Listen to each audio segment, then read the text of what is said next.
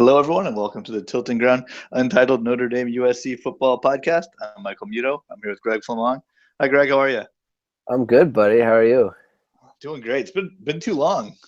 It's been a while, man. It's been a little bit. I have to say just straight off the bat that I'm not feeling very well right now. You're a trooper. I am a trooper. That is correct. This is my flu game.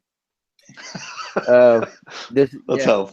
I've been sick for like the better part of a month, and that's what happens when you're sleep deprived and it's raining here, and you have multiple children too. Multiple children now. One of them does it. Crying in the background. He's eating soon, so. Man, what a warrior! We're happy you're here, Greg. You know what? Don't mention it. Let's start with Notre Dame then. I have no idea what's been going on with Notre Dame. They haven't had too many national headlines, unlike someone else's school. Not much to talk about. anything to fill me in on? Anything to fill the listeners in on Notre Dame? Before we get to recruiting, you know, there's a litany of new coaches. The Crossroads project, like the new stadium, is, it's coming along. There's going to be a jumbotron. Ooh, where's it going to go? Is it going to block Touchdown Jesus? I mean, obviously not. I mean, the Blue Bloods they're upset about it as it is. Like, blocking Touchdown Jesus, they would burn the stadium to the ground before that happens. I mean, they want to get rid of the lights. No, it's going on the other side of the stadium. Okay. Welcome to the 2017 Notre Dame football. And that should not to plug myself, but I just wrote an article for UHND about kind of that topic. Just like they just put in a jumbotron and everyone's upset.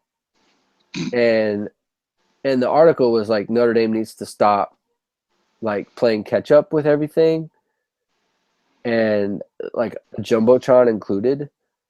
Just stop trying to everyone. I think the school has this idea that if they just find the next good coach, if they find Urban Meyer or they find Nick Saban or they find Pete Carroll, their Pete Carroll is out there. And I think that they need to realize that person is not coming until they make some real changes to the program. Why do you want to coach at a school that doesn't have a jumbotron? And not just they need for it to be mainstream before they will do it. They're never at the front. You think they would be? They're a pretty big name. Notre Dame has enough cachet and cash. Yeah, be on the cutting edge of something. They're never at the front of change. What if they had the best video department or something? Right. It's how hard would that be? Probably it took them about 4 or 5 years too late to get a legit recruiting staff that matches the big schools. And even now, they probably don't have as many, but they're competitive at least. It took them 4 or 5 years to, get a stadium. They renovated the stadium in '96 and then didn't do anything. Meanwhile, they're behind every other stadium. They just are. And then they finally get a jumbotron. Finally. Every other school that they go play, there's replays and there's fun things on the jumbotron. And Notre Dame gets screwed on a bad call, and no one can no one can boo in the stadium because no one can see it. It's really funny. I have no idea. I'm over here killing Notre Dame. The Coliseum's garbage.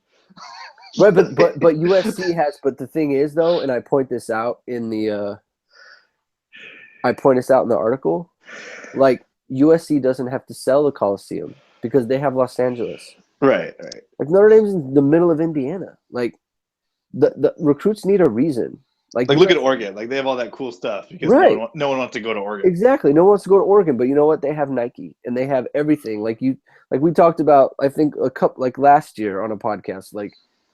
They've got those space treadmills that anti-gravity treadmills, and they got 4 because Texas had 3. Right. And they wanted to have at least one more, and that's why they have 4. Notre Dame would never be in a story like that ever. And I feel like at some point they need to decide, like, are we really going to do this, or are we just kind of like hoping? Like, are we going to be status quo? Are we going to be the school that has facilities that are standard? It's like Notre Dame is like, and I didn't write this in the article because I didn't know how to say it properly to people who would be like, wait, what? Like, I don't get that. Like, Notre Dame is like in the PED world, Notre Dame is the detector and everyone else is the user. And the users are always far ahead of the detectors. And by the time the detectors catch up, the users have moved on to something else. They're on some other thing that can't get detected. What an apt but strange analogy. That's why I didn't write it in the article. Like, it makes sense, but I put it in there. I was like, it's not going the way that I want it to go. But I feel like that's what they are. Like, they're catching.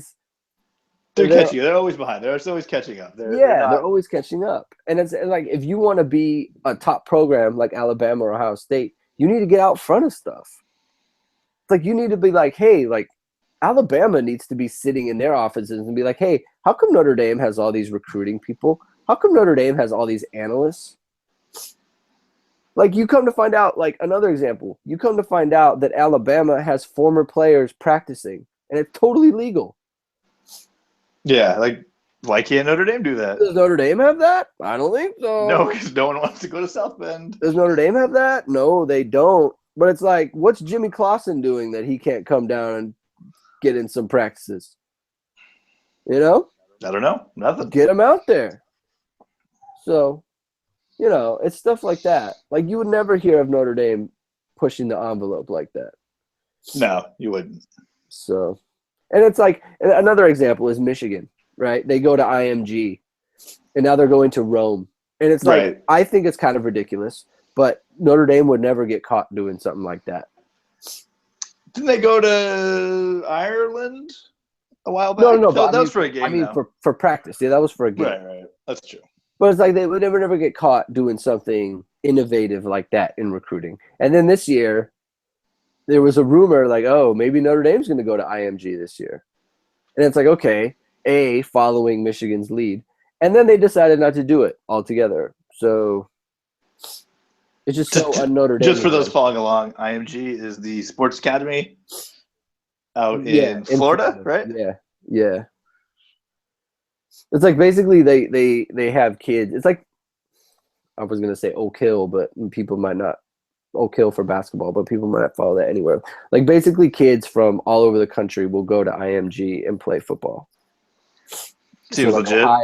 Ohio, New Jersey. I mean, we could have another podcast on like the shady stuff that goes on in high school football, but we'll move on. Yeah. So anyway, that's what my article is about. Check it out, uhnd.com. I'll post a link in the show notes. Thank you, Michael. Hey, no problem. Any other Notre Dame news? Yeah, Brian Kelly's not calling plays next year to everyone's surprise, including myself. Who is? Chip Long, new offensive coordinator from Memphis. All right. What do we think about that? Is that a big deal? Not a big deal? I'm down, just because I feel like Notre Dame was kind of stale, and whatever they do, at least will be new, so it'll be fun to watch. It'll be fun to just see, like, they'll be out there on offense, and I'll be like, I don't know what they're about to do right now. They could do any number of things, and I'm not really sure what it is. Because last year we were watching the game, it's like, oh, they're in this formation with these guys. Oh, they're going to do either read or some goofball pass, like quick slant or something. It's like, you just know. And so it's kind of boring. It's like, now at least it's going to be fun. Correct me if I'm wrong, but doesn't Memphis like to score a lot of points? Aren't they like a fast-paced team? I think all teams like to score a lot of points. Okay. No, Talk to Iowa. How dare you? How dare you? No, they're kind of like a hurry up situation. Okay. So that was my point. Thank you. Yes. They are they are closer to Oregon than they are to Iowa. I'll put it like that. All right, there we go. On the spectrum. Yes. Appreciate that. Thank you. Yeah. I think that's got to be it, right? Besides recruiting. Yeah. All right, let's do some Trojan news real fast to make this dated. But when we last left you, I believe Adoree Jackson and Juju Smith-Schuster were still Trojans. They have declared and are now. They were on the fence. They are now going in the NFL draft. I've seen a couple mock drafts, and no one has Juju in the first round. Every now and then you see Adoree. Every now and then. So I don't know why that is. Well, he's the, what was it? The Jim Thorpe Award winner. He's the best defensive back in college football. What you got to draft that guy? Yikes. The guy gave up 8 touchdowns. Oh my gosh. So yeah, people have him going late. I saw one. They had it with the Raiders. Somebody had Adoree at the Chiefs. Somebody had him on the Patriots. So he's going late, and no one has Juju Smith in like the first 2 rounds, really. But whatever. You'd rather get paid than get hurt. That's weird. Not getting paid. I bet after pro day, and people work him out, and they see him, he'll get a bump to at least the second round. I think that he gets a he gets like I think he gets like a Taylor Mays kind of bump in that he's such a physical specimen that people just assume he's actually better than he's performed. If he runs a little faster than he probably shows on the field, that might help a little bit. Yeah. Because I feel like 6 wide receivers go in the first round every year now. So, I mean, it's... Well, when we do our mock draft, if our buddy Justin has enough picks, there's going to be 9 or 10.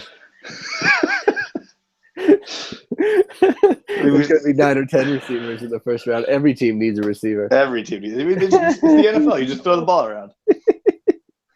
So yeah. So there's hope for him. There's what we're saying. There's hope for Juju Smith-Schuster. Yeah. And we wish them the best of luck. Yeah. Other USC news. Let's see. They lost their running backs coach yesterday to LSU. I did not know that. Yep. Thanks, Ed Orgeron. It was Tommy Robinson, the number 2 ranked recruiter in the nation. Oh. So that's bad going forward, I guess. But, It's pretty late. Yeah, it's a little weird. I'm not quite sure what happened there and why it happened so late.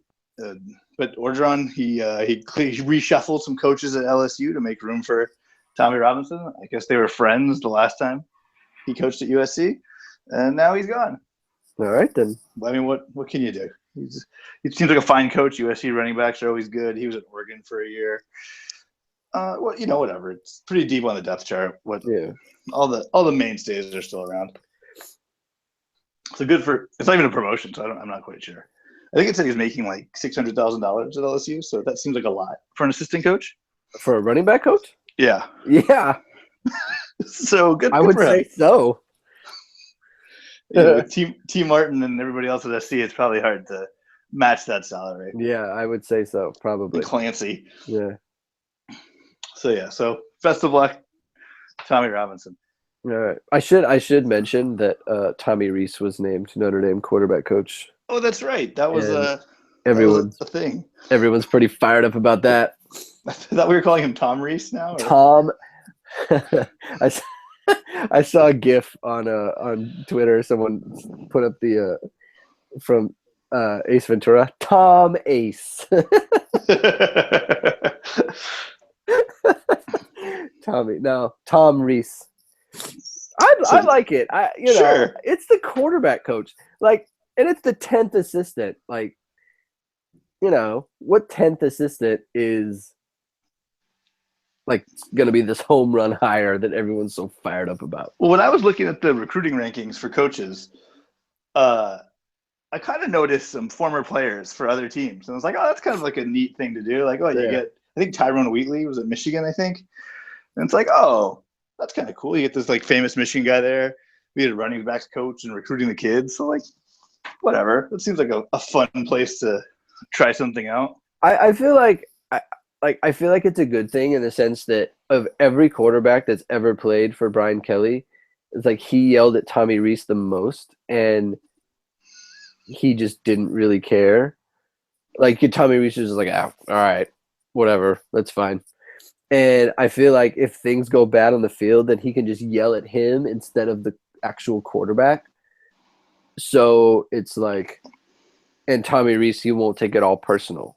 So, I mean, I say that kind of tongue. Or he can help the kids out how to understand it. Yeah. Yeah. Like, he yelled at me too. It's no big deal. Let's move on with our day. So, anyway, that is my aside. Continue, please. I think the last piece of USC news before we hit recruiting. Not great. Not great. The kicker, Matt Boymeister, is indefinitely suspended for a code of conduct violation. And no one's quite sure what it means or what happened. So it's not good when I'm hoping for cheating. Yeah, it's involving his ex-girlfriend. Yeah. So that could go a lot of different directions. From what I understand, the field goal in the Rose Bowl still counts, however. Yes, it still counts. Okay, that's important. Yeah, so hopefully she just wrote some of his papers. And, exactly. Anything else involving her is, okay. But, the kicker spot on the roster was pretty locked up. It looked good as evidence of the Rose Bowl. So now, it's a little shaky. But there's another guy in scholarship, so we'll see what happens. We'll see. Hopefully it's no big deal. It's just blown out of proportion. Yeah. But, when you see USC kicker suspensions on Deadspin, probably not the best thing in the world. That's a downside to being in USC. I feel like USC and Deadspin, a lot more likely to be on Deadspin at USC than Notre Dame, unless you're involved in a hoax where you have a girlfriend who isn't real. It's there's more USC stories on Deadspin, but the bigger story was like if you're a Notre Dame player on Deadspin, you earned it. Not good. Yeah. Not like then you're going on like The View. then you're going on like network TV to explain yourself. That's what's going on with that. Yeah. All right. Well, I think that covers news. I don't think we forgot anything. I mean, even if we did, it wasn't important. No. Oh, wait, we did. We forgot one thing. Former USC head coach Steve Sarkisian, former Alabama offensive coordinator for one game, Steve Sarkisian, has been a loss. I guess promoted. I don't know. And that's a promotion. He's the offensive coordinator for the Atlanta Falcons in the NFL. The Super Bowl runners-up. Yeah, the Super Bowl runner-up, Atlanta Falcons. No one. Do you say Falcons? I do. Yes. Like on purpose? I don't know why. No, I can't. I can't say it the other way. You can't say Falcons? I can't say Falcons. You just did. That's because I really tried. It's a breakthrough. Okay, that's fine. The rest of this podcast would just go south if I was worrying about my pronunciation. You can say Falcons. Falcons. That's fine. No, that's fine. We'll go with that. I knew it when I said it. Just know that. No, but no one fails up like USC coaches. Just, it's amazing. I'm so, I can't wait till Clay Helton is named commissioner of the NFL after he's fired. Yeah. It's so good. I mean, the guy, that's a little over a year ago, he was drunk on the sideline of his college team that he was the head coach of. And now he is the offensive coordinator for a team that was just in the Super Bowl. It's wild. Because of their offense. Fantastic. It's just so weird. How would he even know what the plays they run, or I just don't even understand. He wasn't even a coach for most of last season. He was an analyst. Yeah. And then he was the offensive coordinator for one game that resulted in a loss. And the offense didn't even look that great. Fantastic. Now he's a pro coach. I mean, you know what though? It just goes to show why those guys are such good recruiters, because they obviously can sell themselves. Well, someone to said somebody. Dan Quinn, former Seattle Seahawks defensive coordinator, head coach of the Falcons now. While he was in Seattle, friend of Pete Carroll. Pete Carroll, friend of Steve Sarkisian. So that might have helped smooth things over. But still, that's a stretch. I mean, look, I have lots of friends. None of them like just gave me a job. I mean, that's not true, but you know what I mean. I was about to say, you need better friends, man. Yeah. Okay. All right, so that was our last piece of news. Okay. All right, let's hit it. Let's do recruiting. Let's do Notre Dame recruiting, since Okay. I imagine you know more about than I do. I will say, it looks like the Notre Dame Fighting Irish did a great job. I saw them in the top 15 of most lists. Couldn't quite crack the top 10. No 5-star talents, though, right? Did I get that right? No. Like you did get it right. Yes, they got Okay, no okay. 5-star talent. Yeah. And they actually had a coach on the top 25 recruiters. It was, where'd he go? Harry Highstand. That's the offensive line coach, right? Harry Hiestand, yeah. Hiestand, sorry. Yeah. So, yes, he's one of the best recruiters in America. Good for him. I mean, so how'd they do, Greg? Well, it's all relative, right? So, I mean, how do we think they did? Because yes, until the guys play. Okay, so they got 11th according to 247, right? Mm-hmm. 247 Sports. I like to use 247 because they're a composite of all the services. So like Rivals and Scout and 247, they have their own, and then ESPN, but ESPN's like garbage. They're terrible. So they were 11th according to 247, which I think is higher than last year. So you figure, I mean, last year they went 10-3. This year they went 4-8, and at least according to the rankings or whatever, they had a better recruiting class this year, which is funny.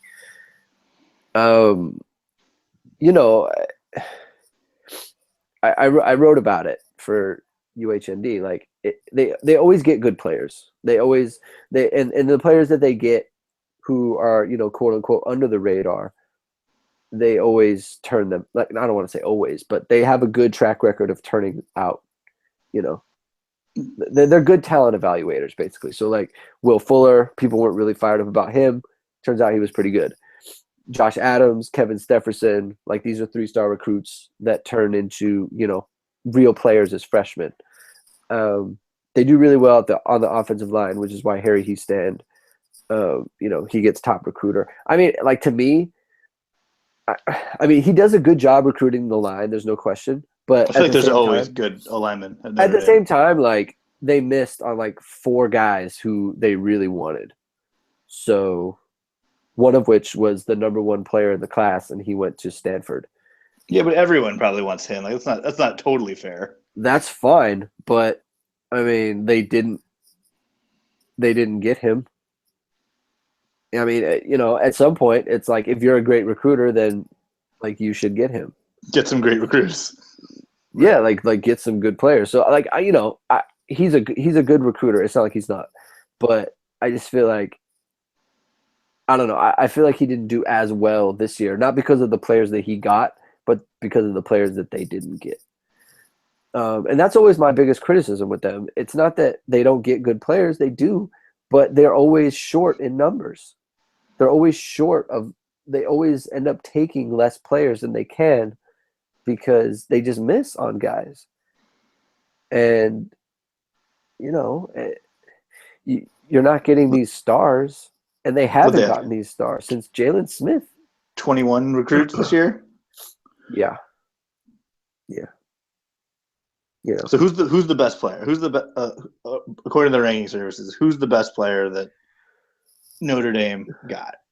Brock Wright, tight end. And Notre Dame seems to usually have good tight ends. Tight end you.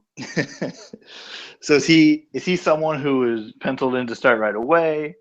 Is he, gonna wait a year? Like, since he's an offensive player, what do we think for Brock Wright? So, first, he's already on campus. He's So enrolled. he's one of these early enrollee guys. I wouldn't say he's penciled in to start. I predict he's going to play a lot. And the reason I think that is because he's different than their guy that they have on campus now, the guy who was ineligible last year. Alizé Jones? Alizé Jones, yeah. So, like, Alizé Jones is more of a receiver, and Brock Wright is more of a blocker. And the new offensive coordinator, Chip Long, he likes to use two tight ends a lot. And Brock Wright is like, if people listening, like, he's more like Troy Nicholas than he is like Alizé Jones or Couldn't use like Tyler Eifert. Or Tyler Eifert, yeah. The most famous Notre Dame. That's what I was trying to think, yeah. So he's more of a, like, Tyler Eifert. I mean, Tyler Eifert was a lot more of a blocker than Alizé Jones is right now.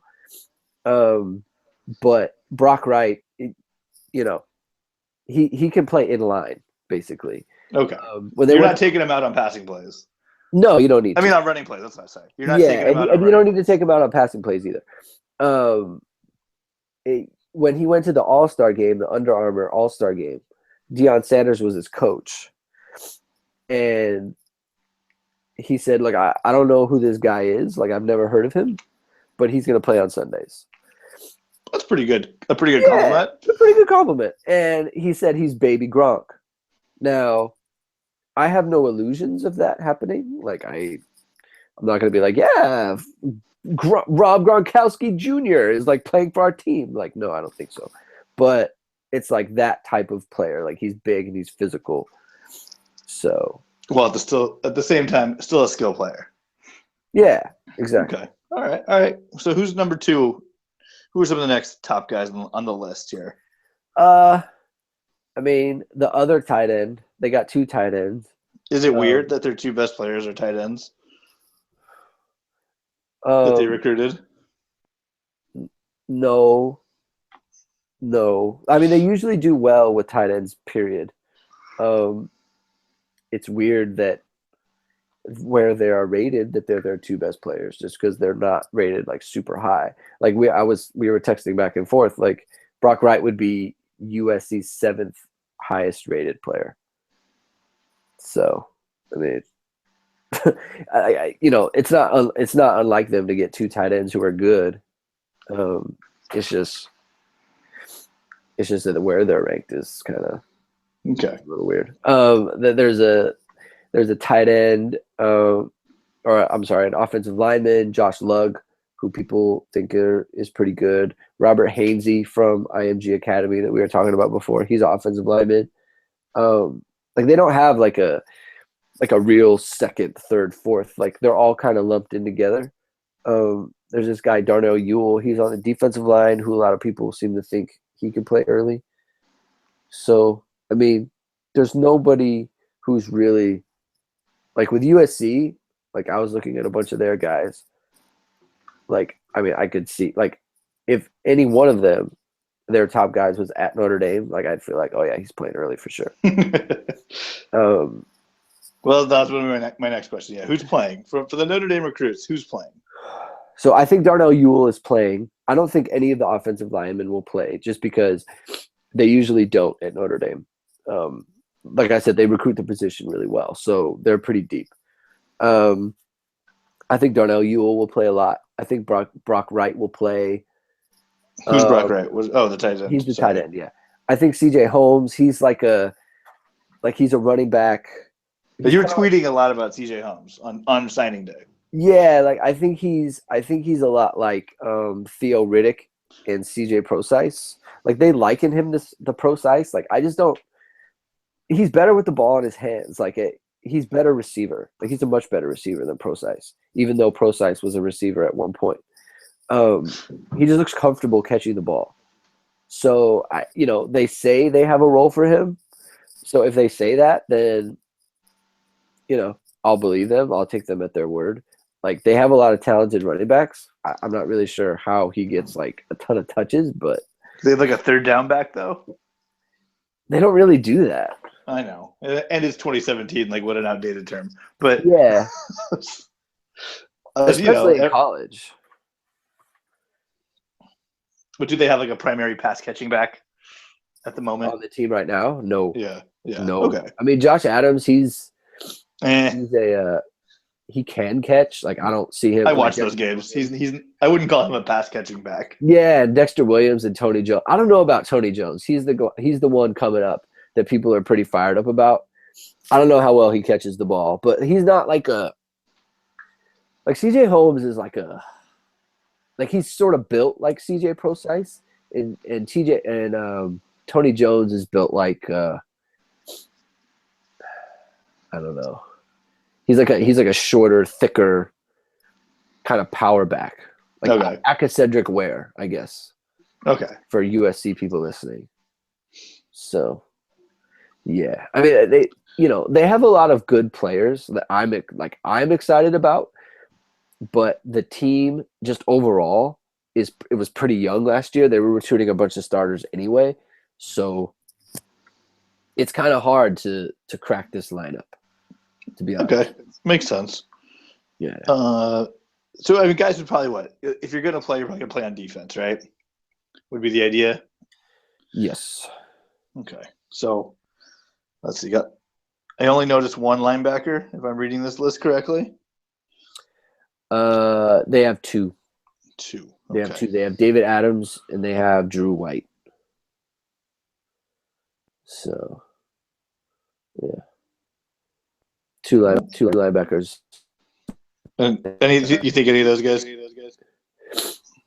They won't play next year. Just I like both of them, but they won't play next year just because they have Niles Morgan, they have Tivon Coney, they have Greer Martini, they have Asmar Bilal. Like, they have so many options, and they only play two linebackers now anyway with the new defense. So the third linebacker is kind of like a safety linebacker hybrid person.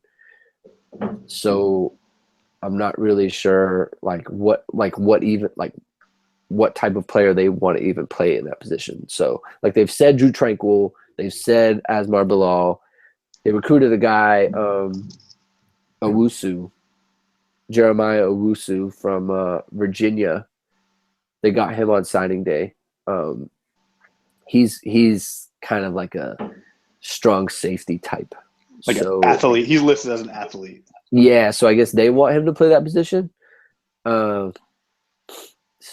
I like both of them. I like Owusu. I just don't know that they'll play as freshmen. Was there anyone? The echoes back. Okay. Was that you sign on and sign back in? Yeah, I'll try. All right. Yeah.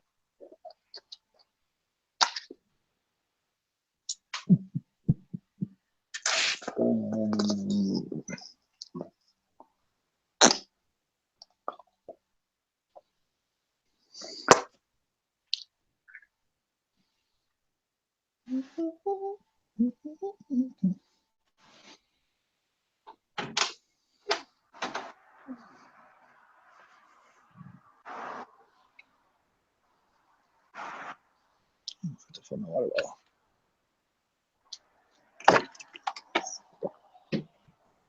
Da, da, da, da, da. Ooh.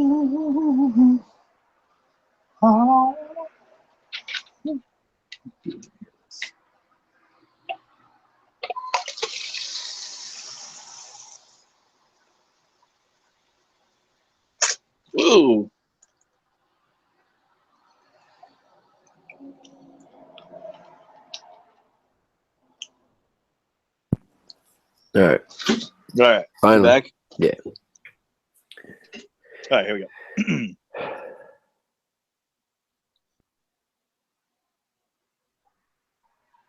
Wait.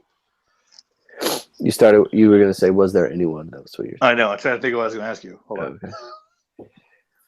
Okay, I'm ready now.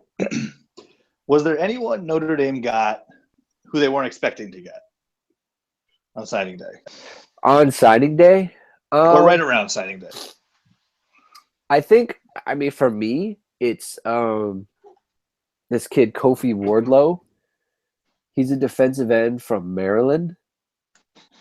And, usually they don't get players late because he was late. They didn't really offer him. They offered him kind of after the new coaches came on.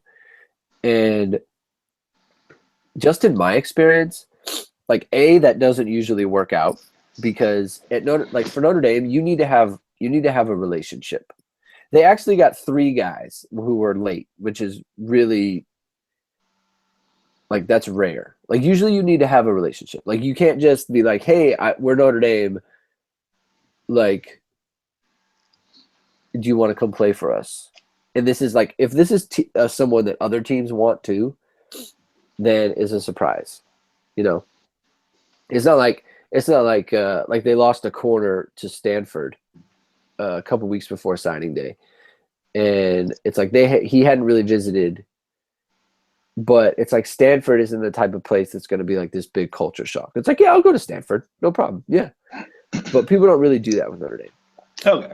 So, there were 2 guys. There was a defensive end from Hawaii, and then there was Owusu from Virginia, who I thought maybe they'll get those guys. But then this guy, Kofi Wardlow, he didn't really have a connection to Notre Dame in any way. He didn't know anyone who went to Notre Dame. He didn't have a coach who went there. He'd never seen Rudy. He didn't.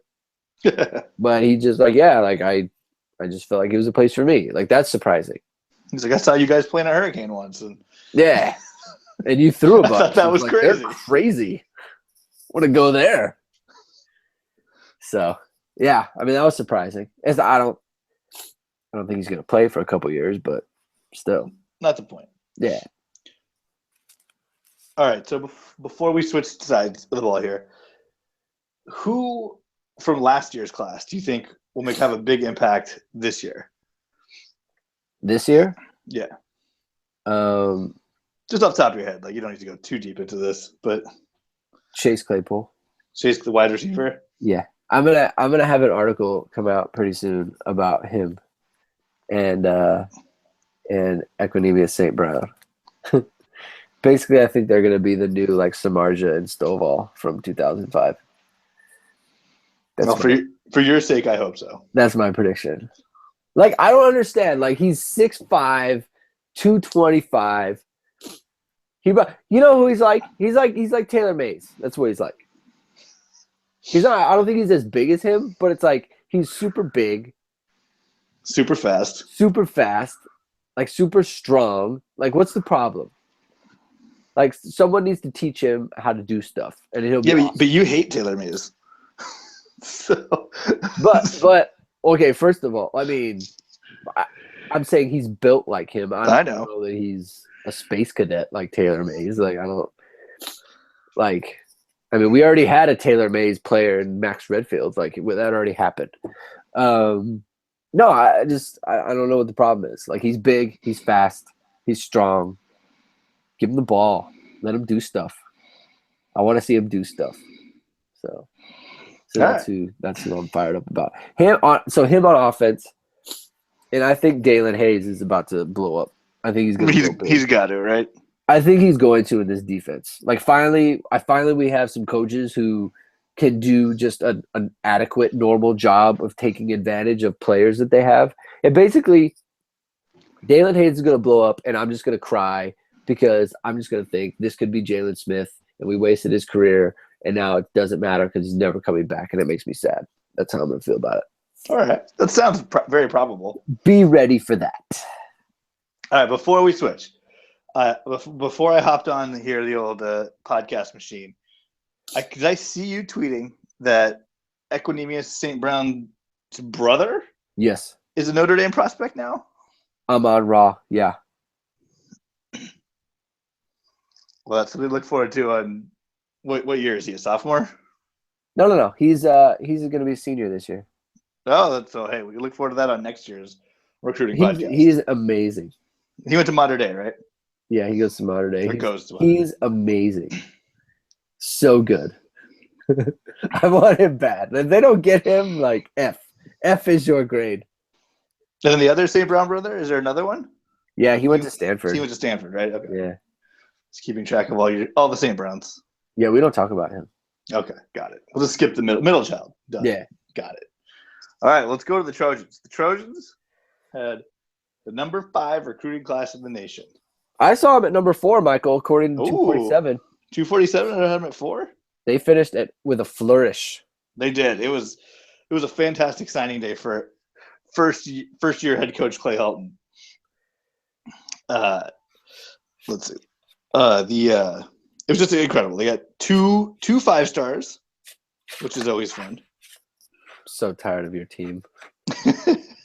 I mean, I think it's got to be the sunshine, right? That's the only way.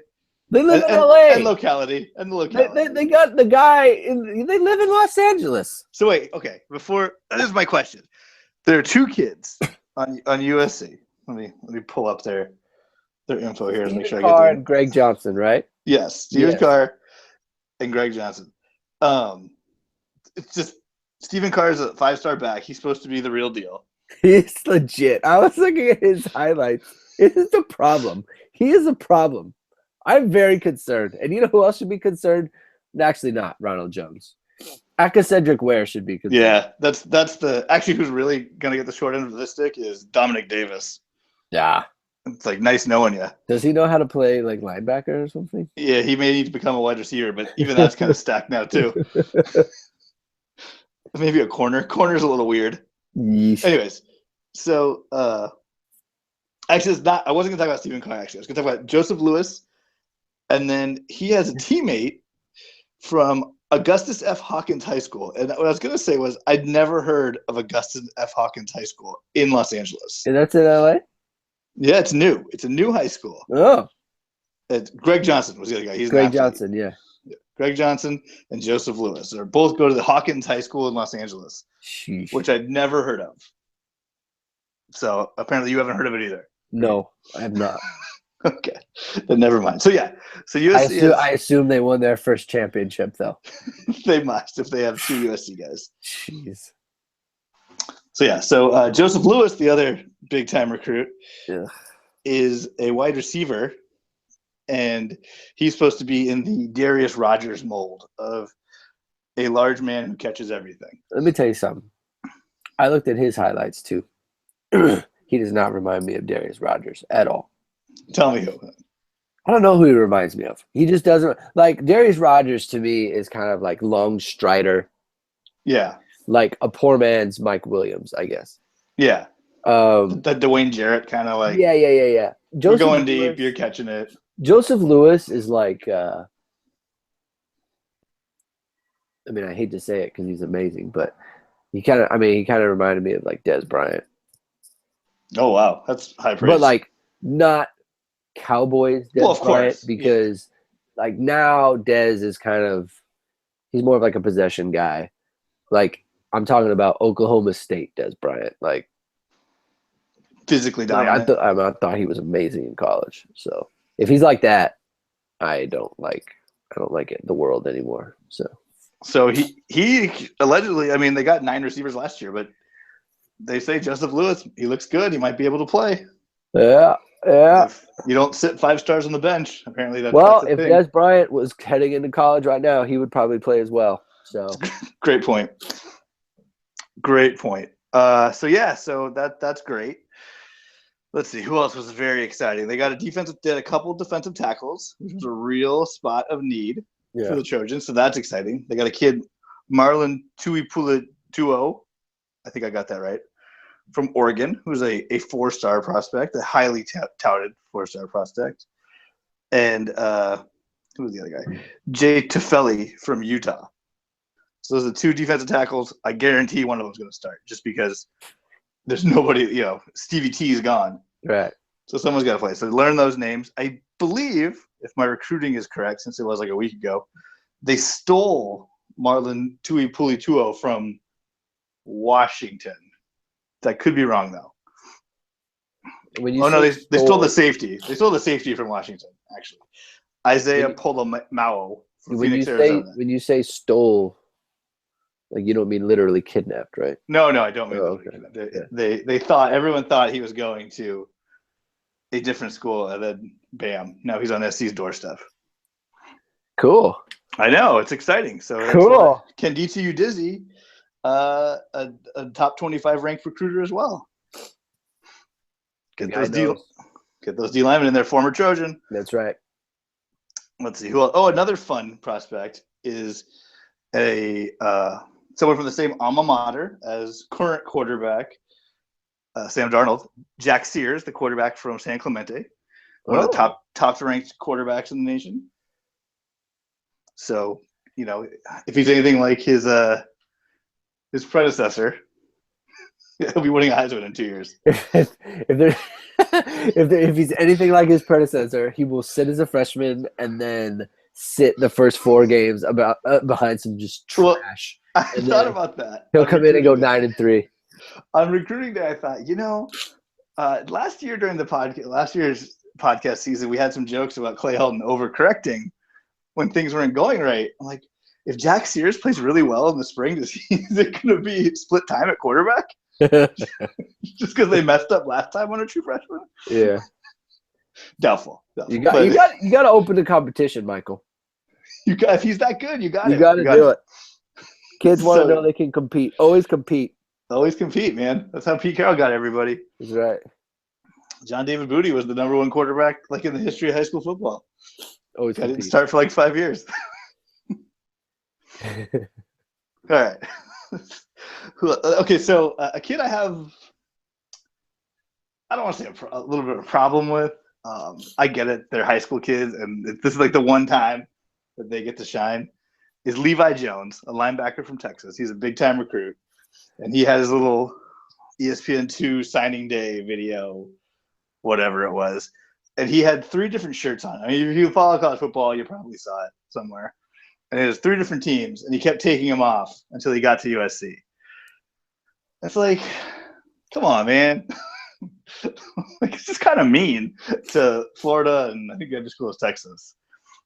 Well, if it's mean to anyone, it's mean to the fans. Like I hope that he had told the coaches ahead of time, so that they don't have to be watching those antics. But he can't have told all of them because then people would know what he's doing. Right? Well, maybe he told them like right before. But that still affects recruiting. Like, it's a little selfish.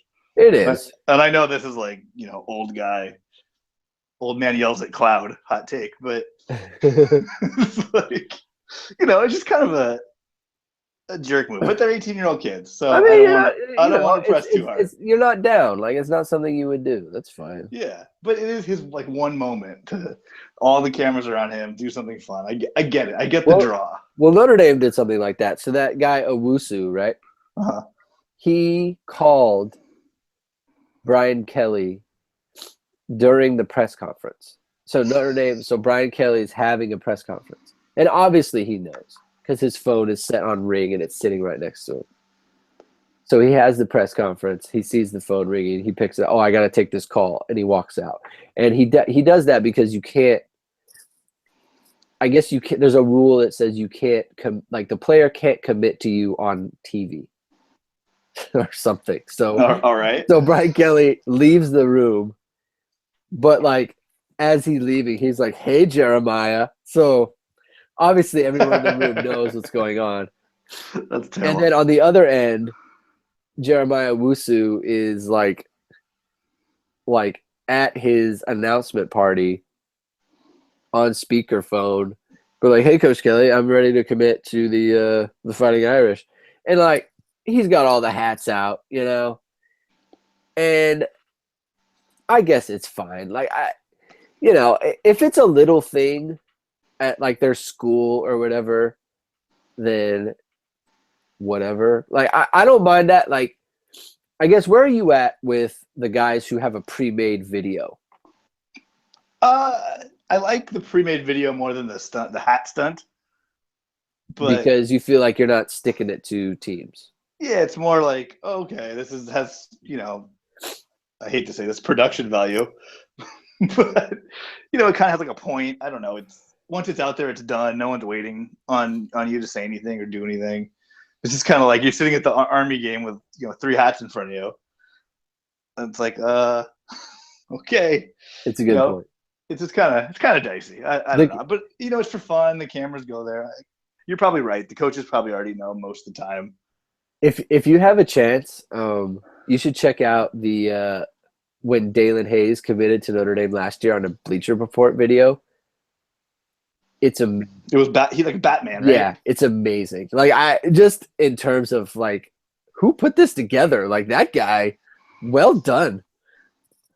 So I mean, however you feel about it, you have to appreciate the editing and the sound. Yeah. No, I think that's fun. Like I feel like that's fun. All right, that's cool.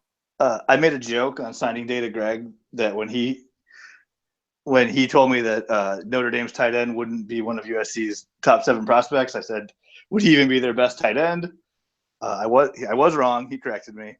But USC got a tight end, the number 4 tight end of the nation. Both of Notre Dame's tight ends. I know. You're right. Sorry, I stepped on. I have to interject and defend. I have to defend Brock Wright and Cole Kmet. They are ranked high. So yes, they are 2 and 3, and USC's guys 4. Josh Follow, probably not going to play for a while. Yeah. But yes, so let's see. Another position of need the Trojans got some kids at was tackle. So these guys you might see because the offensive line, bit of a mess. So Austin Jackson, he was a big one. He's a big-time recruit from Phoenix, Arizona.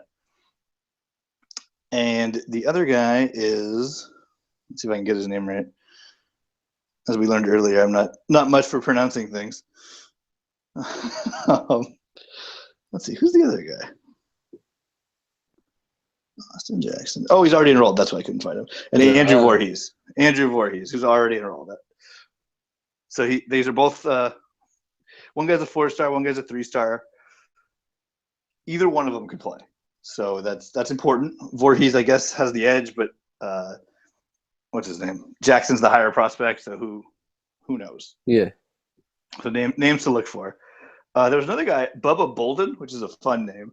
He's a safety. Bishop Gorman.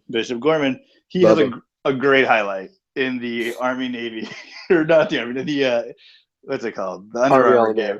Army All-American game. Yeah. He jumps over the line of scrimmage, blocks the kick, even though it looks like they weren't supposed to try to block kicks. Blocks the kick, picks it up, and scores a 2-point conversion for the defense. It's pretty funny. It's pretty funny. Kind of not. No, he kicks it. No, I take that back. He kicks it from the holder. That was the fun part of the video. So he gets back in enough time to kick the ball the other way, picks it up, and scores a touchdown. It's pretty funny. But yes, he's taking advantage of no competition. Still a good video. Let's see. Who else?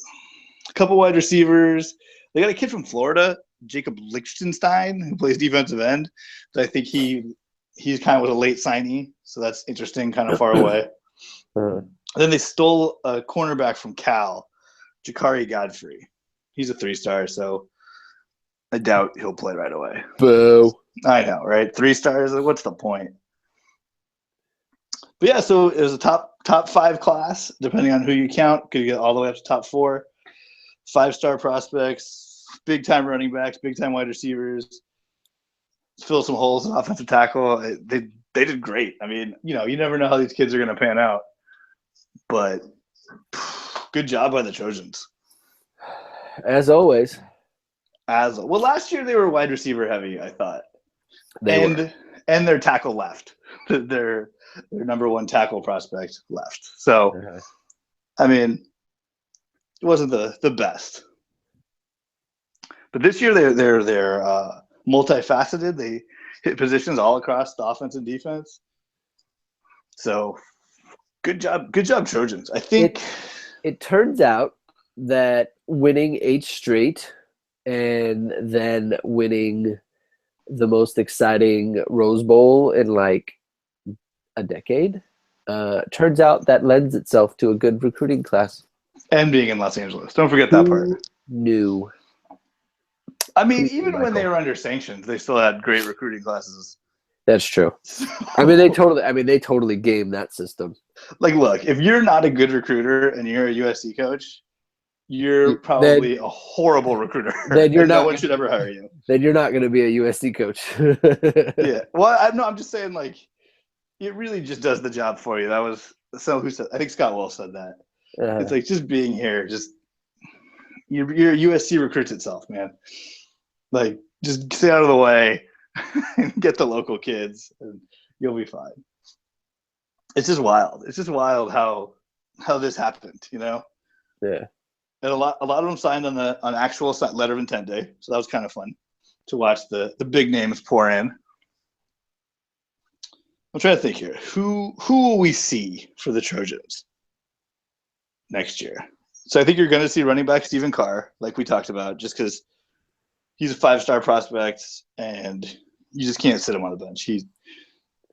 He seems legit. I mean, there's Aka Cedric Ware and Ronald Jones, but after that, it's probably all his. His highlight tape is eye opening. And I don't know. I mean, he's playing in LA, right? He's playing in Southern California. He plays at Summit High School in Fontana, California. I just feel like there aren't that many, and I don't know much about his league, but there aren't a bunch of doo-doo teams in Southern California. There's period. And it's like these people, they can't even, they can't touch him. You can't even touch him. He gets the ball, and it's like, oh my God, it's a touchdown. He just gets one little crease, and it's and it's not like he's a small, fast guy. He's big. Yeah, he's like 6 feet 200 here. Yeah, it's so unlike Reggie Bush. Reggie Bush, I mean, when I watched his film, it was amazing, but I was like, I don't know if this is gonna translate to college. He was fast, amazing. Yeah, he was just so explosive. This guy. It's oh, here's a cut, and it's you can't touch me. You're just not going to touch me. I'm going to score a touchdown. It's just ridiculous. If Notre Dame had this guy, he'd be all I was talking about. I would only talk about him. This would be an hour of us just me talking about this running back that Notre Dame got that's going to win 4 Heismans. And then you'd be like, well, Greg, wouldn't he win? Wouldn't he go pro after winning his 3rd Heisman? It's no, they're going to give him 2 Heismans one year. Or just he loves the program so much. He's going to be so good. He's going to be so good. They're going to give him 2 Heismans. That's how good he's going to be. They're going to retroactively give him one for his senior year of high school. Yeah, just here, just take it. You get next year's as well. We messed up. Just go. You're amazing. I'm trying to spot any other guys who might actually play. Well, those defensive tackles, right? Yeah, we mentioned them though. Okay. And the offensive tackles we mentioned. They got the number 2 guard in the nation, so that's cool. The guard. That's cool. I mean, he might play actually because, they lost it. One of their guards went pro.